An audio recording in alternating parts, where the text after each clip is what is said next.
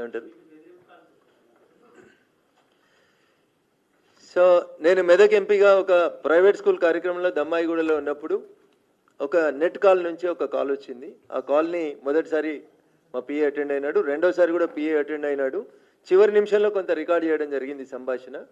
దానికి సంబంధించి ఆ కాల్ కన్వర్జేషన్ అయిపోయిన కొద్దిసేపట్లో రాష్ట్ర డీజీపీ గౌరవనీయులు జితేందర్ గారికి, మా సంగారెడ్డి ఎస్పీ గారికి, మెదక్ ఎస్పీ గారికి ఇద్దరికి కూడా నేను ఫోన్ ద్వారా సమాచారం అందించినాను. డీజీపీ గారికి మెయిల్ పంపించడం జరిగింది. దాని మీద విచారణ కొనసాగుతుందని సంగారెడ్డి ఎస్పీ గారు రెగ్యులర్గా నాతో మానిటర్ చేస్తూ ఉన్నారు. దానికి సంబంధించి ఒక రాతపూర్వకమైనటువంటి ఫిర్యాదు నా నివాసం సైబరాబాద్ పోలీస్ కమిషనరేట్ పరిధిలోని నార్సింగి పోలీస్ స్టేషన్ పరిధిలో వస్తుంది కాబట్టి నార్సింగ్ ఎస్హెచ్ఓ గారికి కంప్లైంట్ ఇవ్వడం జరిగింది. నేను ఇచ్చిన కంప్లైంట్ మీద నార్సింగ్ పోలీసు వాళ్ళు కేసు నమోదు చేసినారు. ఇన్వెస్టిగేషన్ జరుగుతూ ఉంది. అది ఇంటర్నెట్ ద్వారా వచ్చినటువంటి కాల్ కాబట్టి దాని ఐపీ నెంబర్ని ట్రేస్ చేయడానికి ప్రయత్నం జరుగుతూ ఉంది. Police are on the job.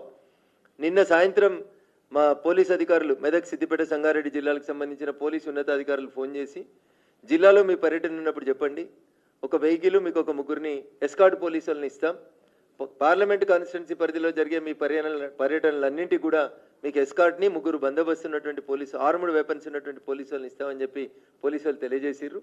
But that is not the solution.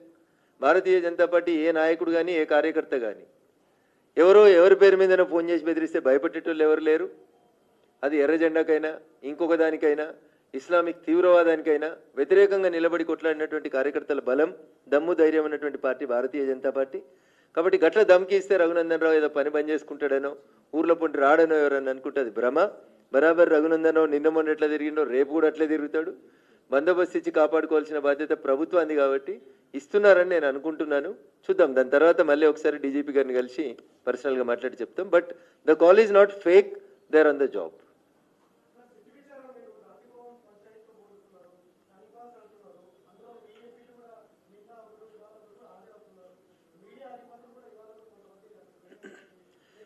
నేను మిమ్మల్ని అడుగుతున్నాను, మీరు కూడా మా దుబ్బాక ఎన్నికలలో దుబ్బాకు వచ్చినారు, చూసినారు. మా మీద ఎన్ని పోలీసు కేసులు జరిగినాయో మీరు చూసినారు. సాక్షాత్తు ఈ రాష్ట్ర మంత్రివర్గంలో కేబినెట్ మంత్రులు ఉన్నారన్న, పేర్లు చెప్పదలుచుకోలేదు, I don't want to name. వాళ్ళని కూడా ముద్దాయిలు చేసిరన్న, వాళ్ళ ఫోన్లేని కూడా. నేను అడుగుతుంది ఏంటంటే 2020 అక్టోబర్, నవంబర్, డిసెంబర్లో మేము ఇచ్చిన కంప్లైంట్స్ అన్నీ ఏవి? మేము ఇచ్చిన కంప్లైంట్స్ మీద విచారణ ఏంది? మీరు 23 నవంబర్లో కాంగ్రెస్ పార్టీ గెలుస్తుండే, ఓడుతుండే, దానికి సంబంధించిన పంచాయతీ ఎందుకు తీసుకొస్తారు? మీకు నిజంగా చేయాలని ఉంటే డే 1లో అసలు బాధితుని నేను కదా.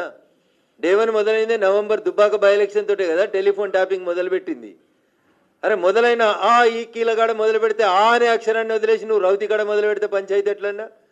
అక్టోబర్, నవంబర్, డిసెంబర్ 2020లో జరిగిన పంచాయతీలు వదిలేసి 23 అక్టోబర్, నవంబర్, డిసెంబర్ పంచాయతీలను చూసుకొస్తే అంతకంటే ముందు 3 జరిగినాయి ఏంది?